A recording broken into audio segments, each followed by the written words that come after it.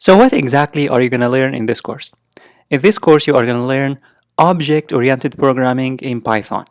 Object-oriented programming is very, very important if you want to create advanced applications, if you want to understand advanced applications and other people's code, you need to learn object-oriented programming because it's super important and it's not gonna just help you in Python. If you want to switch in any programming language and you know the basic concepts of object-oriented programming, you will be able to switch quickly and you will also be able to understand other languages that use object-oriented programming such as Java and C++.